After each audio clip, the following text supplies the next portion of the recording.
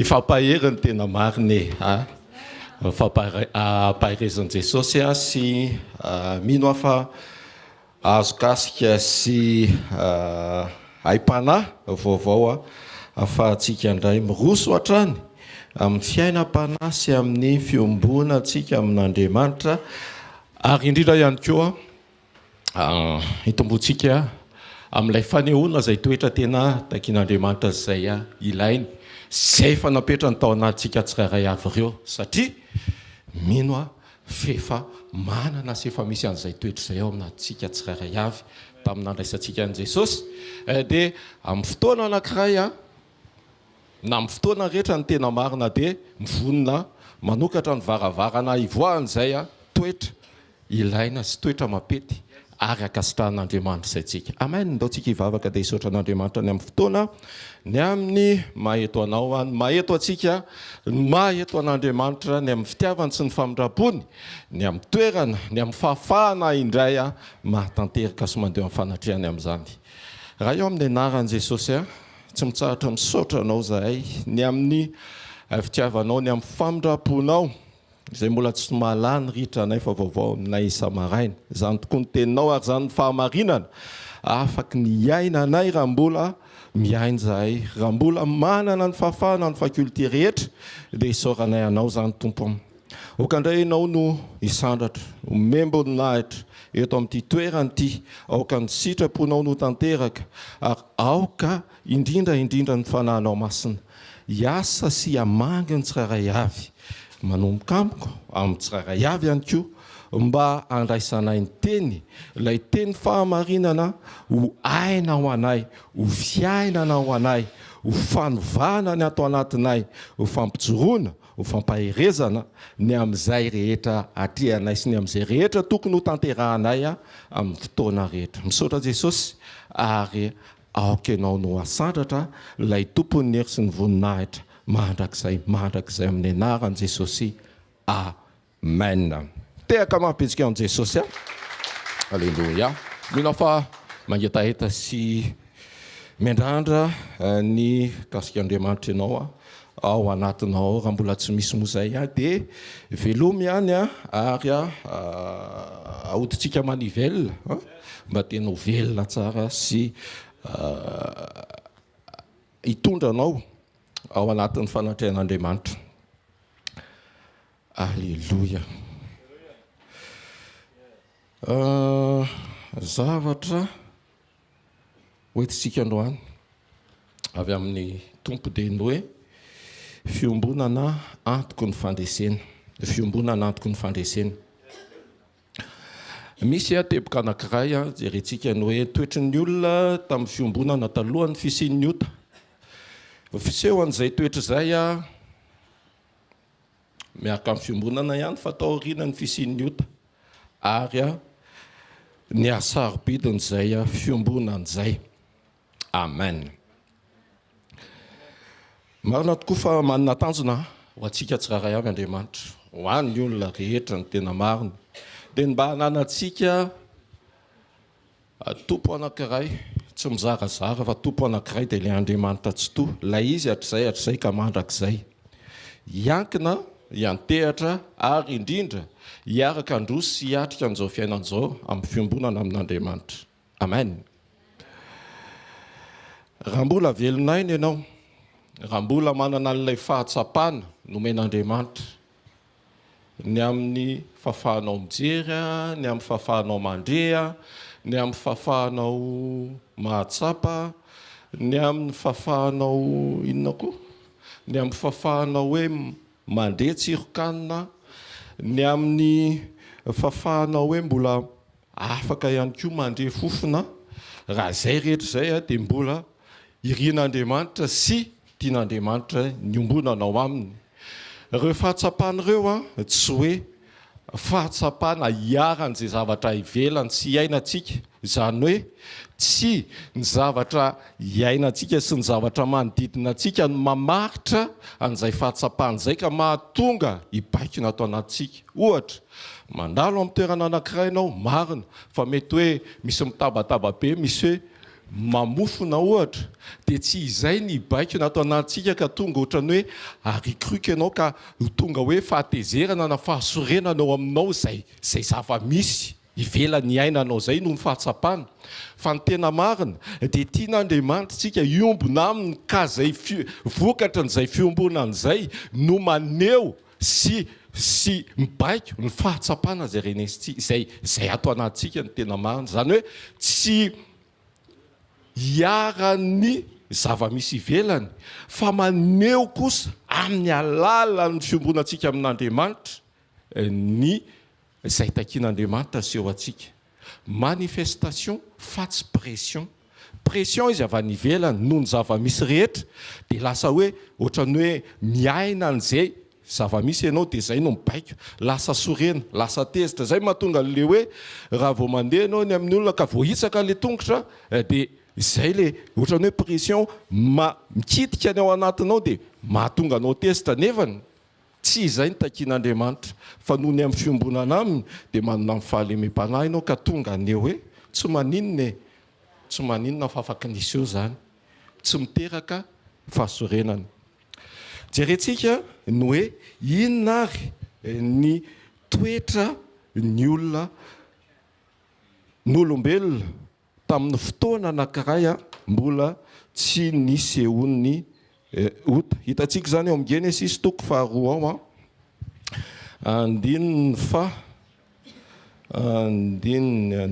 andininy ao amin'ny fahaefatra ao zany fa jerentsika ry ambanimbany ary io ny soramandro hoe ny satahodena sy ny toetry ny olona fony tsy mbola nanota izy. Tonga dia raisitsika ao amin'ny andininy 5:10 ary Jehovah Andriamanitra nitondra lehilahy ka namponina azy tao amin'ny sahedena hiasa sy hitandrina azy. Inona moa ny antony tokony hoe ahafantarantsika an'izany? Ny antony dia izao mba lalantsika fa hoe misy an'izay toetra zay toetra an'Andriamanitra ary no ariana araka ny toetra an'Andriamanitra ny olona ao anatinao zay toetra zay fa ho hitantsika eo fa rehefa seho le ota rehefa nisy le fahotana dia lasa ohatrany sarona le izy tsy hoe tsy hita le izy fa ohatrany hoe sarona le izy dia ohatrany lay vokatra le ota no ohatrany toetra ny ainana sy hita amin'ny akapobeany teo amin'ny olona. Amin'ny atoko 10 dia hoe ary Jehovah Andriamanitra nitondra lehilahy ka namponina azy tao amin'ny sahedena hiasa sy hitandrina azy. Teto toetra voalohany dia nanaiky noentina ao amin'ny sahedena i Adama. Tsy ny ady hevitra fa hoe nanaikina nitondra ary Jehovah Andriamanitra ozy izy nitondra azy nametraka azy tao amin'ny sahedena. Mety nitondra anao raha isika amin'ny fiainana amin'izao dia hoe nitondra anao eto amin'ity tany ity Andriamanitra. Nitondra anao tamina faritra izay misy anao any amin'ny ankohonana, any amin'ny toeram-piasana, ny toeram-pianarana, any amin'izay toerana mety misy anao any dia tamin'izany dia noentin'Andriamanitra tao amin'ny sahedena Adama mba inona hiasa sy hitandrina azy. Izany hoe toetra anankiray tao anatin'ny Adama dia izay fanekena nety noentin'izay satria noentin'Andriamanitra mitondra Andriamanitra nanaika ho apetraka tao amin'ny sahedena. Tsy nisy tao hoe fa maninona ny ato, fa maninona ny tsy ary. Ary jerena ny ao amin'ny Genesis io ohatrany tsy be teny mihitsy i Adama. Tsisy hoe ady hevitra be tao amin'Andriamanitra sy Adama fa tonga ohatrany hoe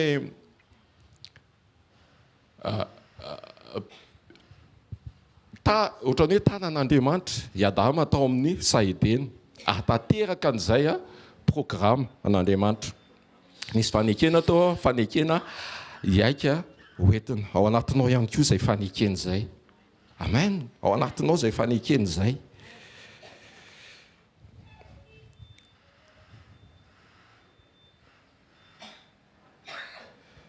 toizantsika amin'ny andiny fahinana amby folo ary Jehovahandriamanitra nadidy andra lehilahy ka nanao hoe ny azo rehetra amin'sa dia azonao hinanana ihany fa ny azo fahalalana ny tsara sy ny ratsy dia aza hinanana fa amin'ny andro izay hinananao azy dia ho faty tokoa ianao. Ny teny Andriamanitra ny aino Adama noentiny Adama atao amin'sa dia ny teny Andriamanitra dia ny aino Adama nanokatra ny sofiny kokoa iaino an'Andriamanitra Adama ary avy ny teny Andriamanitra ny teny Jehovah Andriamanitra dia tsy ny teny Adama hoe fa inona ny anton'izany fahoana somary nangataka fanazavana hoe aza vao kely hoe fa tena hito amin'ilay teboka eto ohatrany tsy azoko ohatra hoe amin'ilay hoe inona fa inona le azo fahalalana ny tsara sy ny ratsy ohatra fa ny teny Andriamanitra disposé Adama na hoe voniny Adama andre sy miaino ny zay tian'Andriamanitra na zay hoe direktiva na zay lazain'Andriamanitra. Toetra faharoa voniny Adama ny aino sy nanaiky satria teo tsy miteny Jehovah Andriamanitra dia nijanona tamin'izay Adama fa tsy hoe niazakazaka aloha hoe mbola hoe inana n'le vo zay nisy.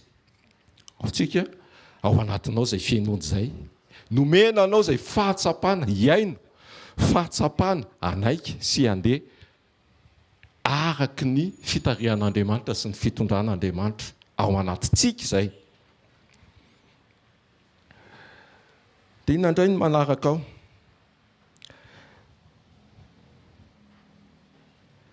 ary Jehovahandriamanitra nanao hoe tsy tsara raha irery ilay lehilahy dia anaovako vadisaza ho azy izy nanana ny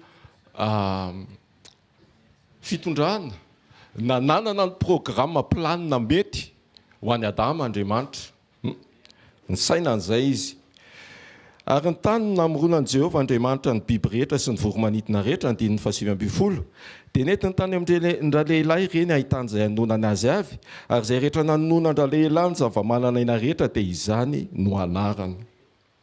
Mpiara-miasa akaiky nahatoky sy mahatoky an'Andriamanitra Adama. Tsy nisy koa hoe foroniko reto dia zao daholo ny zavatra nataony Adama amin'reto zavatra reto amin'reto biby dimy foroniko reto fa rehefa ny foronon'Andriamanitra ohatrany hoe tonga dia nalala ny planin'Andriamanitra amin'izay zavatra natao satria rehefa voaforona le biby nalefa teo amin'ny Adama zay Adama vao niteny ay amin'ity fotoana ity zany vao miteny ozy Adama ary tonga dia fantatra Adama hoe mame anarana ny biby dia izay ny foronona tamin'ny alalan'ny vovoka. Ao anatinao izay toetra izay afaka mangina ianao amin'ny fotoana anankiray afaka miteny ianao amin'ny fotoana anankiray. Alleloia. Dia nomendra lehilahy anarana ny biby fiompy rehetra sy ny voromanidina mba amin'ny biby dia rehetra nefa tsy hita izay vadisaza ho andra lehilahy. Zavatra azo tsy pihany eto dia nanana an'izay fafana namoron'izay koa i Adama. Ahoana moa ianao io raisitsika tsaina hoe zavatra mbola tsy hita zavatra mbola tsy fantatra ampandalovina eo aminao dia ahoana atao inony reto omena anarana dia tao amin'ny Adama tavavoaka izay anarana rehetra izay tsisy niverina. Izany hoe nanana an'izay fahafahan'izay Adama tamin'ny fotoana anankiray ny ombonana teo Andriamanitra teo ny tontolo nisy azy dia nanana an'izay fahafahan'izay Adama ary mino fa manana an'izay keo ianao anatinao. Amen. Raha tsy teny fotsiny hoe afaka mamorona zavatra inge ianao miaraka amin'ny fanampiany fanahy masina afaka no atanteraka an'izany ianao.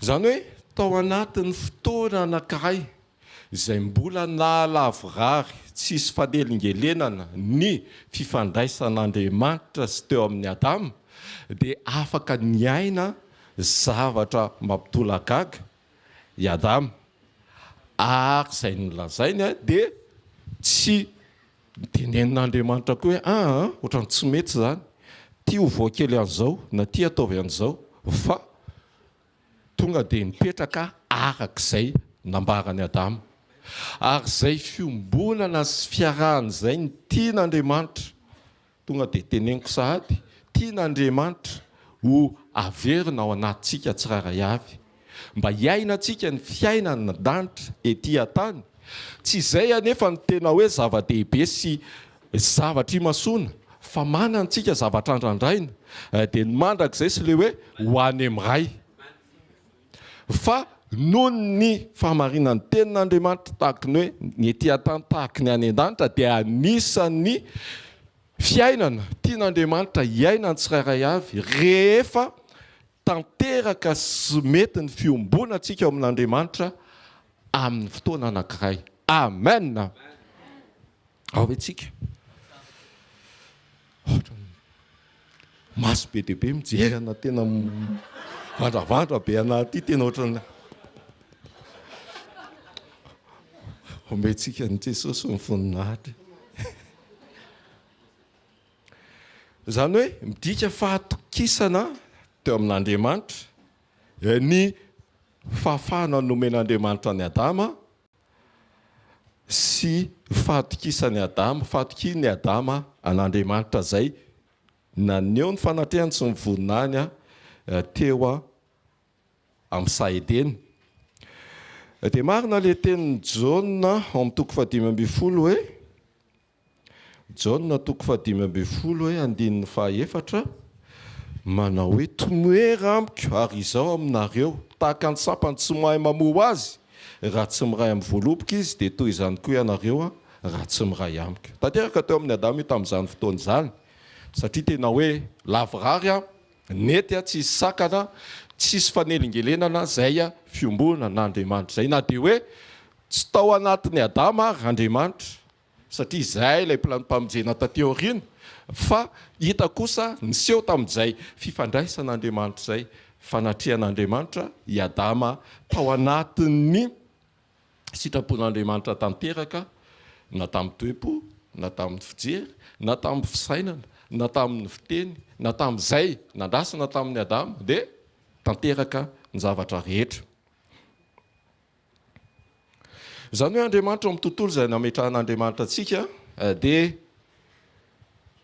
mitaky an'izay fiombonana tsara izay dia fambarako ihany koa taky an'izay fiombonana tsara izay mba hahatonga antsika io fahatsopahanehoana ny fahefanteny sy ny fahatsaran'Andriamanitra eo amin'ny tontolo misy antsika.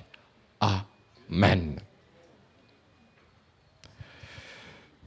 Verina retsika amin'ny Genesis mijery an'izay toetra n'olombelona izay atao alohan'ny ota.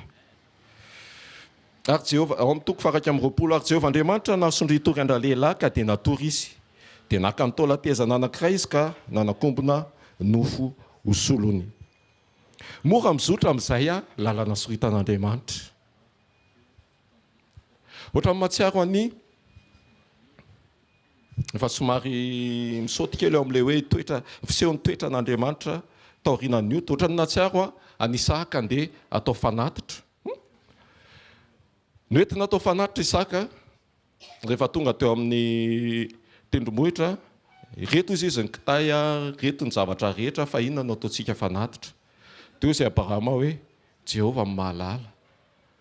Amin'ny fotoana anankiray napetraka teo ambonin'ny toerana anaovana ny fanatitra Isaka dia tonga tsy nandà sy nanohitra fa dia tonga fotsiny dia hay dia miakatra dia nitsotra dia niandra izay zavatra natao taminy.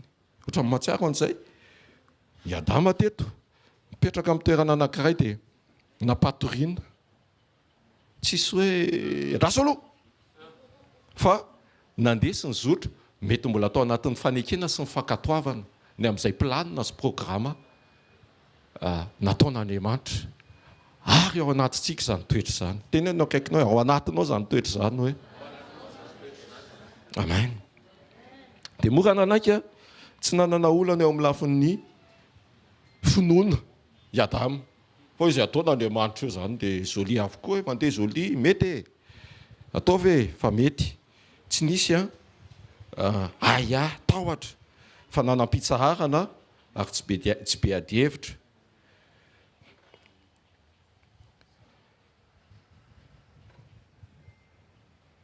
Ary Abrahama angambany tamin'ny fotoana io raha ny koton'ny olombelona atao amin'ny 12 isany raha ohatra ka isaina le koty aty. Fa neny Adama angamba ny 13 ny anankiray fa hoe nanesorana tsinonako. Fa eritreritra kely fotsiny iny. Fa neny Adama zany mety ny oatra ray dia nanesorana natao anaovana ho an'ny Adama. Ho an'ny Eva. Toko andiny 17 arora lehilahy faharoa amby roapolo ary natao latezana izay nalainy Jehovah Andriamanitra tamin'ra lehilahy dia nataony vehivavy ka netiny tany amin'ra lehilahy. Tsetsatsiaritra kely fotsiny iny nandalo rehefa namaky an'le andiny faharoa amby roapolo. Fahatelo amby roapolo arora lehilahy ankehitriny dia taolana avy amin'ny taolako sy nofo avy amin'ny nofoko ity dia atao hoe vehivavy satria lehilahy nanalana azy. Dia miverina tamin'ilay tetsy ambony hoe fahafantarana sy ny ohatran'ny hoe tonga dia nifandray, tonga dia fantatry Adama ny zavatra miseho sy ny zavatra natao ary Adama ohatran'ny nandray fotsiny izay avy amin'Andriamanitra. Nahafantatra hoe taolako sy nofo avy amin'ny nofoko ity dia nanome an'ilay anarana indray hoe vehivavy satria lehilahy no nanalana azy. Ary noho izany lehilahy dia andaony rainy sy reniny akambana amin'ny vadiny ary dia nofo iray an'ireo planin'Andriamanitra ho amin'ny Adama ho amin'ny lehilahy dia ahiaina hiara-miaina amin'ny vadiny ho iray sy raha hitarina kely dia hoe ny ankohonana sy miandry ny ankohonana.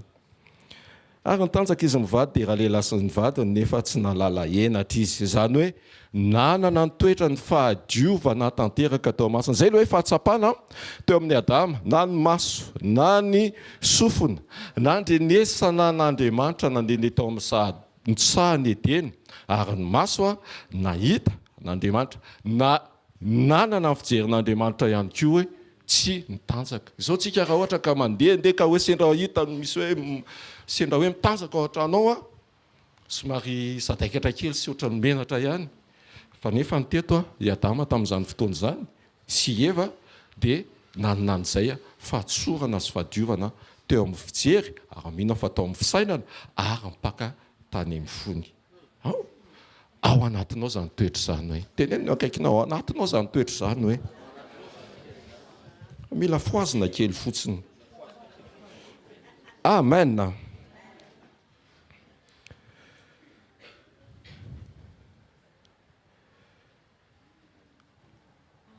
Zay ny zavatra nisy sy ny ainany Adama tamin'ny fotoana mbola tao talohan'ny ota ary teo amin'ny fanatrehan'Andriamanitra.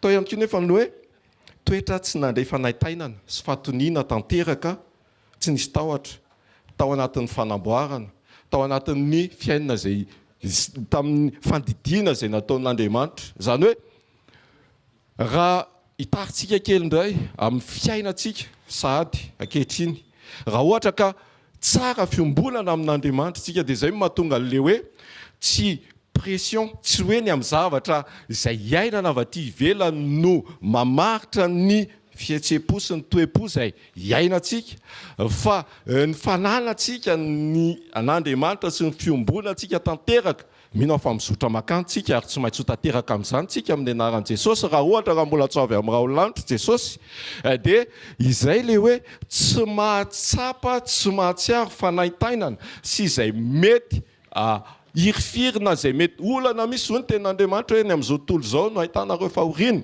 dia ho antsika izay manana fiombolana tsara sy mangetahitana izay fiombolana tsara amin'Andriamanitra izay dia tokony tsy hatsara ho an'izay satria mahatsapa ny fanatrehan'Andriamanitra avy amin'ny fiombolantsika amin'Andriamanitra. Ny fiombolana dia ny fisokafanao voalohany indrindra andray an'Andriamanitra, faharoa ampiaina ny toetra an'Andriamanitra ary fahatelo tsy amin'ny fotoana anankiray fa ampiaina an'izay amin'ny fotoana maharitra sy amin'ny fotoana rehetra izay mbola ozy andray hoe hiainanao. Nanana tsy nandray fa nahitaina an'izay Adama ny ravina teony eo ny cicatrice mino fa izay ratra rehetra ao anatinao afaka ny ravina rehefa tsara izay fiombonan'izay ao amin'Andriamanitra. Amen. Tao amin'ny Adama rehefa nisorona ny taolatezany tsy mbola hoe nitarika an'le fery nandritry ny andro maromaro dia izay vao afaka niverina indray fa potak'izay dia ohatrany tsy nisy. Ary pejy vaovao mitohy amin'ny endrika vaovao no afaka niaina ny Adama satria efa tonga raha vehivavy dia tao amin'ny planina nandeha tao amin'ny planin'Andriamanitra amin'ny endrika vaovao indray ny fiainan'ny Adama. Toetra tao anatin'ny hoe izay no teniko hoe toetra vonona mametraka ary mametraka an'Andriamanitra ho ilay mpitarika ary mametraka ny tena no ilay tarihina sy vonona amin'izay anjara tokony ho tanterahana ary mahafantatra ny programan'Andriamanitra. Disponibilité na hoe izay fahavononan'izay manokana ny fotoana, manokana ny momba azy ary mitovy fijery amin'Andriamanitra. Efa voateny teo koa hoe manana fahatsorana tsy nanana eritreritra maloto ary tetsy ambany manana ny fahafenona tanteraka rehefa nanana an'izay fifandraisana amin'Andriamanitra izay. Ao anatinao izay toetra izay, ao anatinao izany toetra izany. Inona kosa ary ny zavatra nisy rehefa nanota Eva sy Adama. Tonga dia nikorotana tanteraka ny zavatra rehetra, ny firindrahana, ny fahalavorarian'ny zavatra rehetra tao Saidena dia nikorotana zavatra rehetra. Lasa izay toetra ny tanysaintsika tetsy am-boalohany dia lasa mifanohitra amin'izay ny zavatra niseho tao aorianany Niota. Zany. Ary ireo ilay toetra ohatran'ny hoe fiaina ny olombelona ankehitriny. Ilay toetra izay napetrak'Andriamanitra tamin'ny namoronana ny olona, ao ihany, fa ohatran'ny hoe saron'ilay mifanohitra amin'ilay toetra efa tokony nanana ny Adama zany. Tonga ny hota tamin'ny fotoana anankiray izay ohatran'ny hoe tsy nateo an'Andriamanitra. Raha namaky ny teny ambanimbany eo ny hoe nangalany menarahana fanahy ny Eva sy ny sisa dia inona nahatonga ny Eva voasarika tao anatin'ilay fakapanahy na ny hafetseny ny Satana. Fotoana anankiray raha ambanimbany ao dia hoe no ny hariva dia nidina Andriamanitra. Izany hoe amin'ny hariva Andriamanitra ny midina rehefa lavrary lay famoronana ny sary rehefa napetraka tao i Adama, rehefa nitoetra amin'ny fampitokisany. Andriamanitra natoky an'i Adama, i Adama natoky an'Andriamanitra dia lasa ohatran'ny hoe mety eo ihany Andriamanitra fa tsy dia tena hoe fantoka ohatran'ny hoe ohatran'ny hoe ianao le manome ohatran'ny hoe matoky olona anankiray hampanaovinao asa anankiray rehefa hoe ela niaraka nareo ka fantatrao ny fiasan'ny olona anankiray dia hoe atsiponao any ohatra asa anankiray dia efa ohatran'ny hoe matoky ianao zany dia ohatra hoe mandeha any ianao fa miverina kosa ianao amin'ny fotoana anankiray hoe nanahoana vita ve le asa, inona daholo ny zavatra vita, inona nataonao sy ny sisa. Dia tahaka izay ihany koa Andriamanitra teto fa tao amin'ilay fotoana anankiray izay tsy nateo na mety hoe eo Andriamanitra fa tsy dia niraika loatra ny amin'izay mety nataony Adama sy Eva dia tamin'iny fotoana iny niditra Satana nandrebireby an'i Eva nandrebireby an'i Adama dia tanteraka le ota. Izany hoe sarobidy mbola mamerina indray ny mahasarobidy ny fiombonantsika sy ny fahatsapantsika ao anaty ny fiombonana amin'Andriamanitra mba ho tonga balizy sy ho tonga fampifehezana ao anatinao ny tsy hanota sy ny mahatonga anao hihevitra mandrakariva ny fiainam-panahinao, hihevitra mandrakariva n'ilay fahatsapana ao anatinao, tsy hihevitra n'izay avy any ivelany fa hihevitra kosa n'izay avy ao anaty tokony ho aseho amin'ny fotoana izay ilana izany. amen. Dia tamin'iny fotoana iny a no tsofoka ilay menarana dia fetsinoany bibidia rehetra ozy izy ny tenin'Andriamanitra zay a na tonga an'ilay fanotana. Tsy nety nisy mirindra avokoa ny zavatra rehetra. Izay ny maharatsy a ny manana fahazarana mahita tontolo izay misy atsika tsy miaraka amin'Andriamanitra. Mora voarebireby eva teto tonga be resaka be. Nampiresahana dia tonga be resaka be koa nefa tsy toetrany Adama. Ary ry Adama sy Eva raha ny resaka dia ny essentiel satria raha jerentsika eo ambany eo dia fantatry Eva hoe tsy tokony hinanana angely azy io. Zany hoe nampitainy Adama, zany hoe ny resaka an'izay tokony ho resahana Adama sy Eva. Ny amin'izay didin'Andriamanitra sy amin'izay izay momba ny fanjakan'Andriamanitra tamin'io fotoana io. Dia lasa be resaka be Eva. Lasa tsy tao anatin'ny tsolo le garda hoe na le fanairana na le fanairana tao anatin'ny Eva hoe raha teo mifanatrehan'Andriamanitra raha nieritreritra ny fiombonana tamin'Andriamanitra i Eva dia mety tsy dia be resaka be tafahoatra loatra ka nahatonga an'ilay fanjava misy loha zany dia izay ninana an'ilay voan'ilay azo voarara ary zareo dia izao. Fa afaka ny hitsombadika izany amin'ny anaran'i Jesosy. Satria nandefa an'i Jesosy Andriamanitra ho amin'ny plano-pamonjena mba ho amin'ny fiombonana amin'Andriamanitra indray.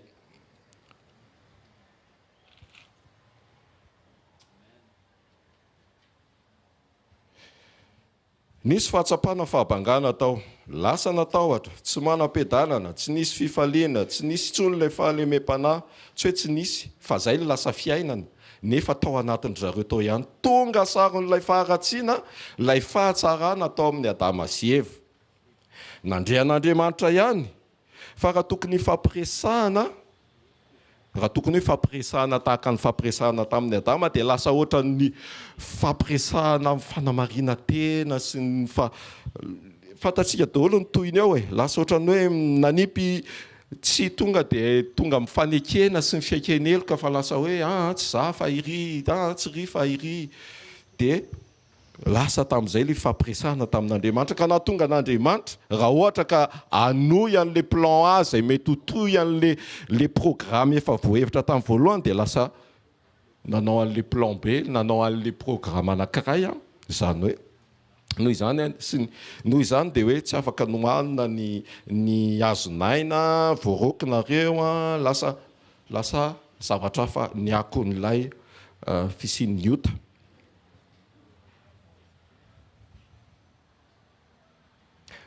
Dia fanamariana na izany aza nefa dia mbola i Adama nanome an'ilay anarana Eva. Izany hoe lay fafana tao amin'ny Adama mbola tao ihany, afaka ny asa tamin'ny fotoana anankiray ka nanome anarana ny Eva i Adama. Ahoana ny fisehoan'io ahoana ny fisehoan'io toetra io indray tamin'ny mpanompon'Andriamanitra vitsivitsy tao aorianan'ny ota. Raisitsika ao amin'ny Mosesy. Tonga dia nambara aloha tany amin'ny nomeritoko 12:7 tany fa hoe Mosesy nalemy fanahy indrindra tamin'ireo olona tamin'izany. Efa hitan'Andriamanitra tao amin'ny Mosesy ny fahalemem-panahy. Ary fahalemem-panahy tsy nisy ohatr'izany. Ao anatinao izany toetra izany hoe farany zavatra niainan'ny Mosesy sy ny parcours-ny Mosesy dia tsy hita taratra tao, voasarona tao ilay fahalemem-panahy. Satria raha resahana Mosesy rehefa nahita an'ilay Hébreu namono ny Egyptianina namono an'ilay Hébreu dia tonga namono an'ilay Egyptianina. Aiza ny fahalemem-panahy amin'izany? Rehefa nasaina niverina tenen'Andriamanitra hiverina any amin'ny Farao, nirahana ao any amin'ny Farao dia mbola tao anatin'ny fandavana ihany koa hoe fa ahoana izaho ty ve lasa tonga ohatran'ny eva be resaka be ady hevitra be tary amin'Andriamanitra izy rehefa tokony natsoina hoe zao ny zavatra ataonao. Zany hoe ilay toetra tao aorian'ny fanontana dia hitantsika tao amin'ny Adama sy Eva dia izay le hoe ny aina ny mpanompon'Andriamanitra tamin'izany. Fa izao kosa nefany rehefa nisy ny faharetana, satria tsy indray mandeha ihany Mosesy ny resaka tamin'i Jehova, tsy hoe rehefa tsy handeha fa rehefa zay dia zay za tsy azirahana akory ako, aoka ho vita eo ny resantsika. Fa rehefa resaka sy niaraka tamin'Andriamanitra elaela Mosesy, amin'ny fotoana rehetra Mosesy, dia Andriamanitra manana ny planina sy ny programa pitaizany mba ahafahany maneho sy mampiaina sy mampotra an'izay toetra fahalemem-panahy zay, dia tanteraka tao Mosesy ihany. Satria mipiripiry Mosesy naverina any amin'ny Farao nefa efa tenenina hoe mbola tsy avoakako aloha ny zanak'Israely, avoay ny oloko hanompo ahy, teneno an'izany ny Farao ozy Andriamanitra tamin'ny Mosesy. Impirimpiry Mosesy niverina tany nanaiky ny amin'izay fitondrano n'Andriamanitra. Nampanaovina formation Mosesy ny amin'ilay boka tsy boka, ny amin'ilay tehina natsipy dia niraisina mba apitranga sy ampiaina an'izay fahalemem-panahy zay. Ka ianao zany raha ohatra hoe mandalo zavatra tsy dia mahafaly ianao loatra dia tadidio, fa mba iseholy ilay toetra zay mety voasarony izay nahazatra anao teo amin'ny fiainanao, izay toetran'Andriamanitra ao anatinao, izay tiany iainanao amin'ny fotoana rehetra. Amen. Ka ny zavatra iainana tsy atao akivy, tsy atao aketraka, fa saintsainy hoe misy an'izay toetra zay mety sarona fotsiny tao anatin'izay fotoana rehetra zay, fa tian'Andriamanitra iainantsika sy asehontsika. Amen. Any amin'ny Galatiana toko 5:2 sy 7:20, efa haitsika loatra ny vokatry ny fanahy rehefa nandray an' Jesosy tsika, dia mbola na mahafisin'i Jesosy atao anatsika hoe izay ny vokatry ny fanahy, fa tsy reto tsy le nytany sainao amin'ny 5:20 sa ny teo ambony, ny eo ambony le hoe maneho ny faharatsiana rehetra, fa manamafy Andriamanitra hoe izay tokony ho fiaina antsika. Tao Mosesy tonga be ady hevitra be Mosesy jereo fa ao amin'ny Exodosy toko 7:1-5 ka hatrany amin'ny Exodosy toko 4:17 dia naneo an'izay ady hevitra be tao amin'Andriamanitra sy Mosesy zay. Raha ohatra ka tokony hoe mandehana dia nandeha Mosesy mbola nisy an'izay ady hevitra be dehibe zay. Tsika koa zany amin'ny fotoana anankiray mahatsapa hoe tsy dia ilainy izay be ady hevitra be zay, fa ny amin'ny fiombolana amin'Andriamanitra sy ny fitarian'ny fanahy masina dia atsapitsika hoe oay tokony anginy eto. Ary tenenareo ny zavatra niainana fotoana anankiray ny amin'ny asarobidin'ny fiombolana sy ny hoe ny fisian'ny fahatsapana ao anaty, ny amin'izay hoe tsy tokony fiainana, tsy tokony toetra aseho zao toetra zao manoloana hatranga zavatra anankiray. Nisy fotoana indray andro zay amin'izay zavatra trehana dia efa ianao anatin'ilay rotoroto, ataoko hoe rotoroto satria manenjika zavatra be dehibe, sady mandray commande ianao, mandefa commande ianao, no mandray olona ianao, no mandroso commande ianao, no manome famerim-bola ianao. Saitsainy kely. Avy eo misy miteny hoe mbola misy manao teny marary ianao, ny amin'ny mpiara-miasa aminao zany fa tsy le olona. Le izy tsy voatery iseho ety ivelany fa ao anatinao zany tena zay fa tena zao daholo ny zavatra ataoko, ny fotoana rehetra ny asiana ny tongotra ny zavatra rehetra, tsy hita hoe ahoana nefa mbola zany ny teny azo. Tsy voatery eo ianao zany aloha le mangina, fa tsy voatery-mbola hoe fanaraka amin'izay fanginanao zay koa ny fanginan'ny fonao sy ny fisaitsainanao ary ny fieritreretanao fa noho ny fahatsapanao hoe tsy izay ange le toetra ilain'Andriamanitra fa hoe ataovy mahitsy ny lalan'i Jehova e mba hahafahan'i Jehova miasa sy mahatanteraka ny sitrapony ao anatinao izany hoe mahitsy ny fanginanao mahitsy ny toe-ponao mahitsy ny fisaitsainanao mahitsy ny feo ao anatinao dia eo lay miady eo lay miady mampandresy an'izay fanehoana ny toetra n'Andriamanitra atao anatsika izay fahalemem-panahy tsy fahatezerana tsy fahakizitinana fa na dia mangina ary ianao hoe mangina fa ny ao anatinao mbola kizitina sy tezitra dia rehefa mamevahana an'izay fahatsapan'izay ianao noho ny amin'Andriamanitra sy noho ny tenin'Andriamanitra satria efa hoe vokatry ny fanahy napetraka ao anatinao dia misy an'izay fahalemem-panahy zay sy izay fahononam-po zay dia enonao miena tsikelikely ilay fahatezerana sy le mangotragotraka be ato anaty mangotragotraka be ato anaty fa mahazo toerana tokoa ilay fahanginana sy fedanana indrindraindrindra ho voninahitran'Andriamanitra irery any dia zay mino fa izay ihany koa ny zavatra miseho ao anatinao rehefa sendra zavatra ohatr'izany ianao fa ny faniriana sy ny tanjona amin'ny fotoana anankiray mitrango zany dia tsy mireagira tsony tsy manao réaction be tsony ny atao anatintsika ato fa misaotra Jesosy zay mahatonga le fisaorana satria ahafahantsika mandraka hariva mitodika amin'Andriamanitra sy manome voninahitra an'Andriamanitra amin'izay zava-misy zavatra iainana mba hahafahan'ilay toetra n'Andriamanitra miseho mahazo aina atao anatintsika mahatsara ny fiombonantsika amin'Andriamanitra. Amen.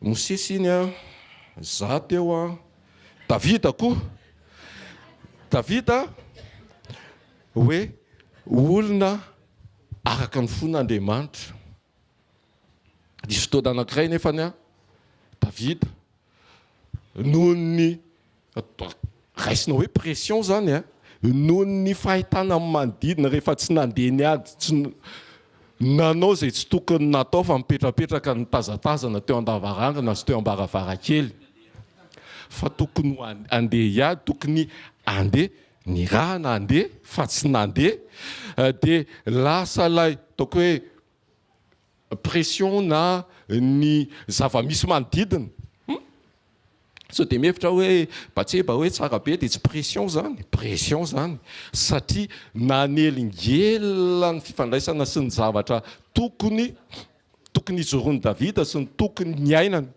dia tamin'ny masony mijery izy lasa ohatrany hoe tamin'ny masony lasa tonga tany amin'ny lohany tonga tao amin'ny latsaka tao am-pony tarika zavatra be dia be izay nefa Davida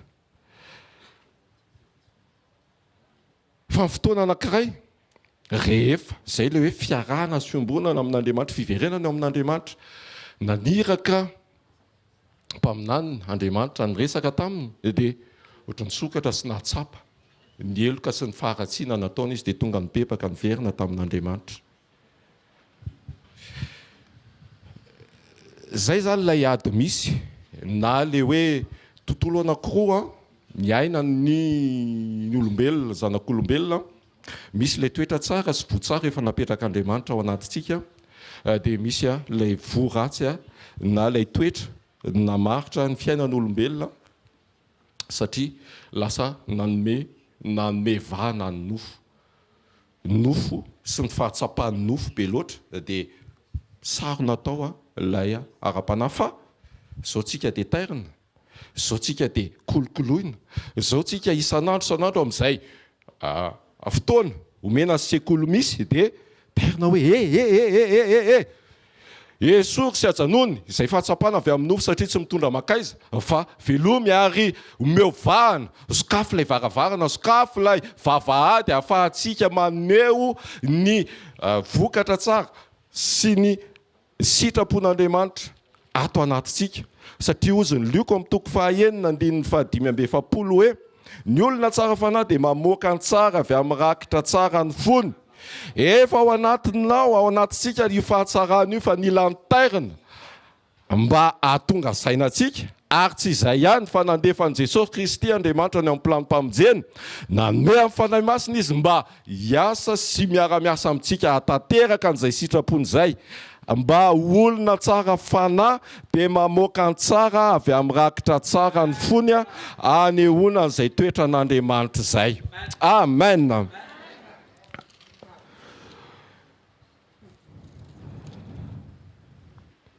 Tongotsika ao amin'ilay hoe ny asarobidi ny fiambonana atoko ny fahendrena, atoko ny fandresena, fa antoko ny fahendrena koa tsy fahendrena maha-olona fa fahendrena avao amin'Andriamanitra noho ny amin'ny fahamarinany teny. Amen.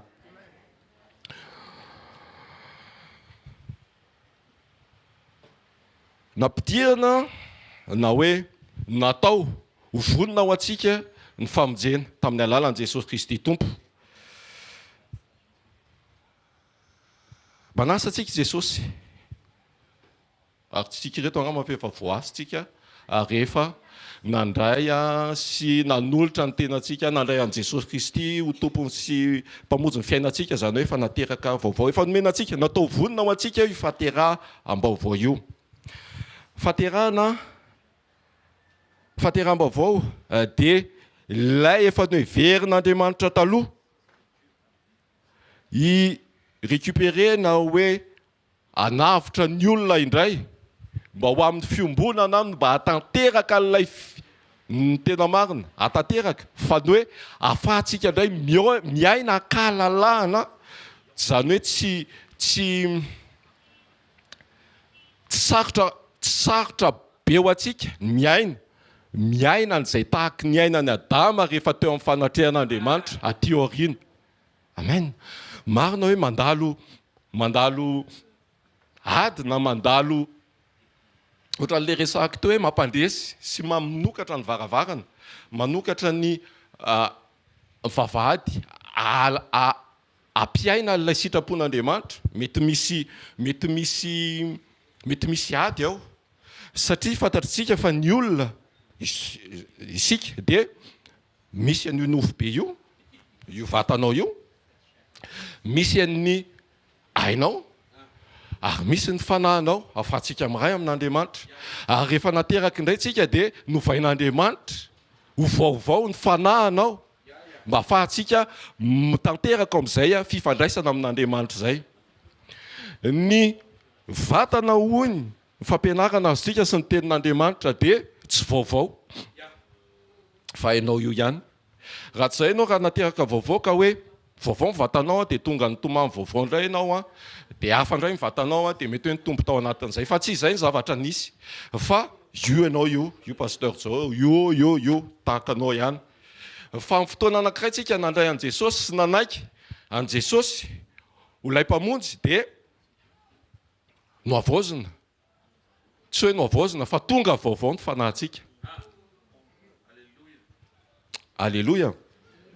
Dia fahatelo dia ny aina na ny amin'ny mahozitsika hoe misy ny fahatsapana, misy ny safiditsika, misy ny fihetsepontsika. Dia ilay ady izay joroky vavolombelona taminareo teo dia ilay aina mahatsapa ny nofo noho n'ilay zava-misy sy fanomezana lanjany fanahy ahazakan'ilay aina mba hampandresy ny sitrapon'Andriamanitra. Dia eo ilay ady fantanjona dia resy tanteraka ny nofo aok'izay hetry faoka ianao hisandratra ilay Andriamanitra tsy toa. Amen. Dia nampian'Andriamanitra tsika noho ny amin'ny fisiany Jesosy, noho ny amin'ny fahafahantsika mandray azy, noho ny amin'ny fanahy afaka ifandraisantsika aminy ary ny fahafantarantsika n'izany rehetra izany dia ny fanamboarantsika ny safiditsika anomevahana isan'andro ny fanahy masina fa tsy fanahy hafa fa ny fanahy masina hitarika antsika sy aneo izay takiny amintsika mba mahatsara sy mampiditra lalindalina kokoa hatrany ny fiombona antsika amin'Andriamanitra. Dia ilay fahateraham-baovao zany a, ilay nofon'Andriamanitra tanteraka ho an'ny olombelona tao aren'ny fahalavona. Rehefa nateraka indray ny olona dia tonga vatana trano fanahy toeran'Andriamanitra, ilay toerana mety maty nefa itoerany velona mandrakizay. Satria ilay nofo a, tamin'ilay nitenen'Andriamanitra rehefa nanoty Adama sy Eva dia ilay hoe ody vovoka indray, fa amin'ny fotoana anankiray tsika dia mbola nomen'Andriamanitra ny fanamafisana ny fiombonana aminy, ny fandraisana aminy amin'ny nofo sy ny amin'ny rany. Dia ity ny zavatra tonga tato an-tsaiko tamin'ilay fandraisana farany teo, hoe adre zany fanamariana kely ity a, fanetretena n'Andriamanitra nanome an Jesosy ilay teny tonga nofo, ilay nofo tonga mofo, ilay mofo manaiky ho potipotehana ao anatin'ny nifinao sy ny vavanao. Noho ny fitiavany atsika zany, ilay nofo manaiky ho potipotehana ao anatinao, tsy miankina amin'ny fofom-bavanao, tsy miankina amin'izay mety faharatsiana, tsy miankina amin'izay mety zavatra be dia be, fa tonga fotsiny izy a manaiky hiditra ao anatinao.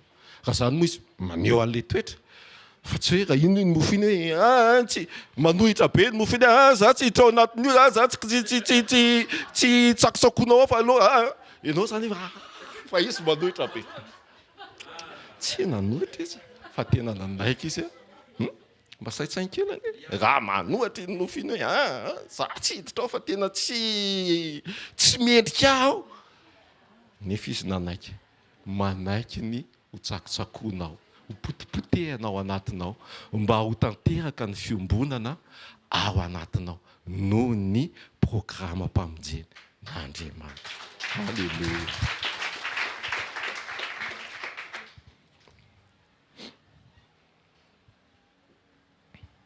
Hatramin'ny fahagolo Andriamanitra dia nametraka sy ny saina hitoetra ao anatin'ny olona, nizan'izy io, izay ilay hoe tsy manavaka, tsy tonga hiapanga, fa tonga hanavitra an-tsiraray avy ho an'izay misokatra.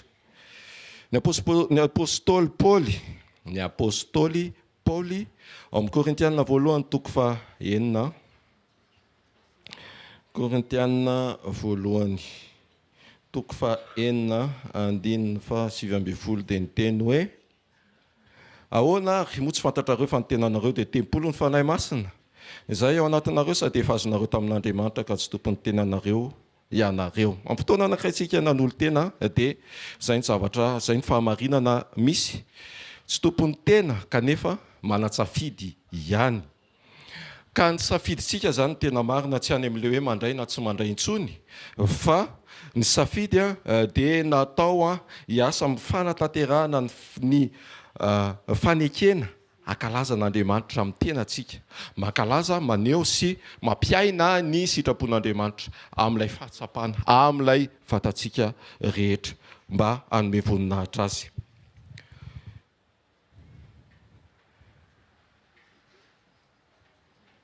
Nizaniza ninona zavatra niainana, ninona zavatra nisy, dia vonina ho antsika ny famonjen'Andriamanitra tamin'ny alalan'i Jesosy Kristy Tompo mba ahafahantsika mampiaina sy manome vahana an'Andriamanitra. Izay fiombonana izay mba ho tanteraka, mba ho fiainana, dia izay miantoka ny fandresentsika. Fandresentsika amin'ilay fiainana atrehantsika eto amin'ity tany ity. Tsy mihevitra ny amin'izay zavatra hita, fa mihevitra ny amin'izay zavatra tsy hita, ary mampitoetra n'ilay fiadanana izay efa mety tao, ary mbola ny asisten'i Jesosy ihany hoe mbola namafisin'i Jesosy ihany hoe fiadanako nomeko anareo ary tsy tahaka ny fanomeko an'izao tontolo izao, ny fanomezako an'io fiadanana io. Zany hoe natosika Andriamanitra hatramin'ny farany, natosika Andriamanitra amin'ny fotoana rehetra, natosika Andriamanitra amin'ny situation rehetra mba hiainantsika sy mba hitoeran'izay toetra n'Andriamanitra efa tao anatintsika izay teo amin'ny fiainantsika amin'izao fotoana izao. Tsy navelany nandeha irery ianao ary mbola niteneniny hoe tsy amin'ny herinao fa mieriny fanahy koa Jehovah tompony maro. Dia zany rehetra zany zany zavatra rehetra manodidina zany dia noho ny fitiavan'Andriamanitra ary ny atanteraka ny fanirian'Andriamanitra ho antsika dia ny aina kahalalahana ny sitrapony sy amoahantsika ny voatsara atao anatintsika izay efa napetrany ary izay efa tanteraka tao amin'i Jesosy Kristy Tompo.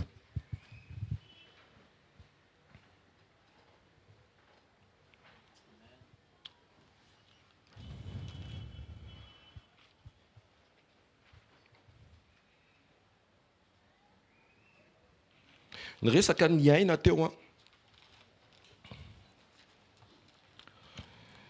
na ny amina hoe ao no misy ny ady ho antsika mampandresy ny sitrapon'Andriamanitra ary mampietry ny sitrapony nofo mba hatanteraka ny famonjena na ny fanahy satria ny fanahy efa an'Andriamanitra ny aina izay andala mpamonjena nefa efa manana famonjena vonona tao amin'Andriamanitra fa miankina amin'ny safiditsika hatanteraka ny sitrapon'Andriamanitra sy hitahiry zany izay no miantoka ny famonjena ny hatanteraka ny tanjon'Andriamanitra hamonjy ny aina ary ny vatana dia nampidiriny tamin'ny programa mpihombonana ny amin'ny fandraisana ny nofo finanana ny nofo sy fisotroana ny rany mba hanana an'ilay singa tsy mety loha ka rehefa tonga ny amin'ny raolanitra Jesosy dia ovana ho amin'ilay tsy mety loha ity mora loha ity